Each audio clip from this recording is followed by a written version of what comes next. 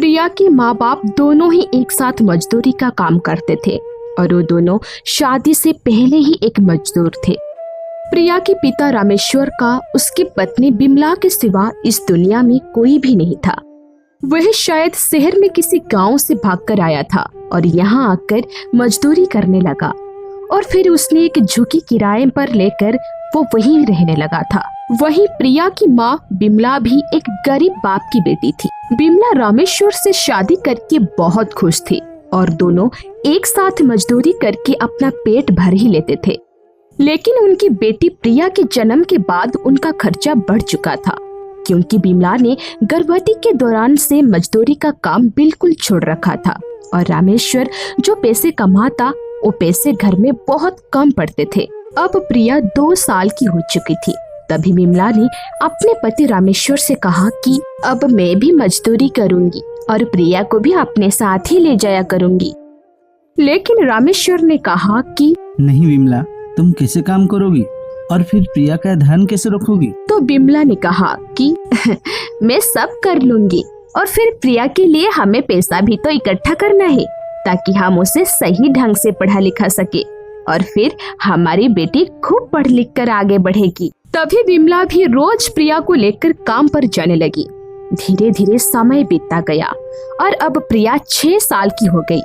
तब बड़ी मुश्किलों से बिमला ने कुछ पैसे जोड़कर प्रिया का स्कूल में दाखिला करवा दिया।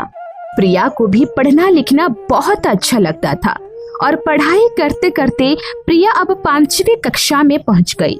इस बात से प्रिया की माँ बहुत ही ज्यादा खुश थी।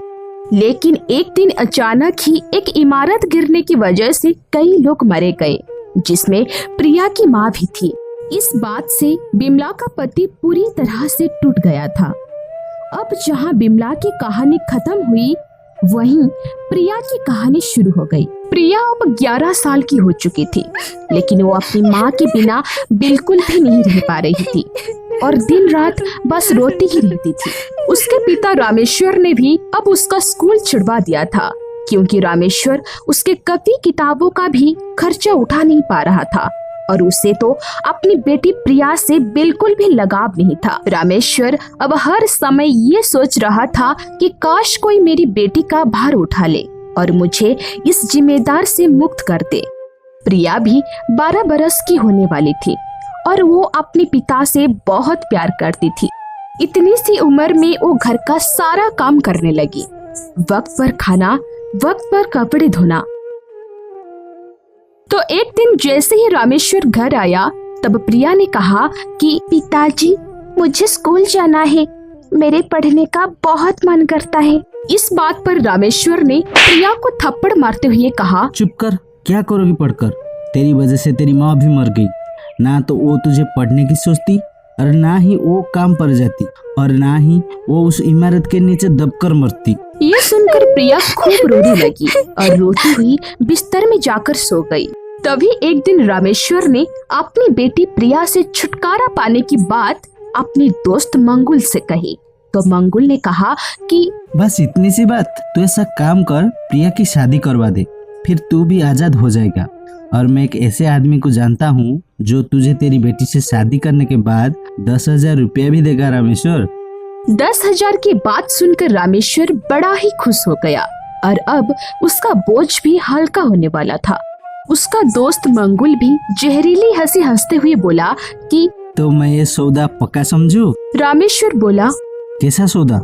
मंगुल बोला कि यार, तेरी बेटी की शादी मैं समझा कि तेरी 1 रुपया भी खर्च नहीं होने दूंगा, बस तू किसी को बताना नहीं। रामेश्वर भी प्रिया से छुटकारा पाना चाहता था, तभी उसने भी हाँ कह दिया और खुश होकर घर चला गया।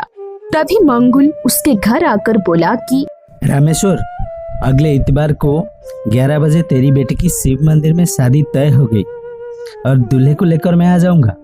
अब धूमधाम से तेरी बेटी की शादी होगी और तुझे भी तेरी पैसे भी मिल जाएंगे। ये कहकर मंगुल वहाँ से चला गया। लेकिन अचानक ही रामेश्वर की आंखों में पता नहीं क्यों आंसू आ जाते हैं। अब इतवार भी आ गया और सुबह सुबह ही रामेश्वर अपनी पत्नी की साड़ी और चूड़ियाँ बेटी को पहनाता है। तो प्रिया पूछती है, पिताजी, आप मुझे कहाँ लेकर जा रहे हो? तब रामेश्वर कहता है कि बेटी, मैं तेरी शादी करवा रहा हूँ। अब तू हमेशा खुश रहेगी। तो प्रिया बोली कि पिताजी, सच कहूँ तो अभी मैं पढ़ना चाहती हूँ और बड़ी होकर कुछ बनना चाहती हूँ, इसलिए पिताजी मुझे पढ़ने दीजिए।